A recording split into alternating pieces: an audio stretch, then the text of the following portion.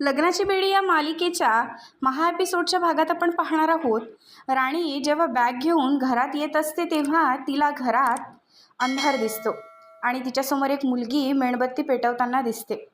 राणीला वाटतं ती रेश्माच आहे, म्हणून राणी तिच्या जवळ जाते आणि तिला म्हणते, रेश्मा लाईट का गेली? पण कृष्णा जेव्हा मागे वळून बघते तर तिचा चेहरा सिंधूसारखा दिसताच मधूला धक्काच बसतो. कृष्णा तिला म्हणते, जिवंत माणूस आहे मी, मेलेल्या माणसाचा भूत नाही असं मला बघून घाबरायला. पण मधू चक्कर येऊन खाली सोफ्यावर पडते. कृष्णा तिला म्हणते, या कृष्णाचा कारभार नाही ढिल्ला, जो नडणार त्याच्यावर करणार हल्ला.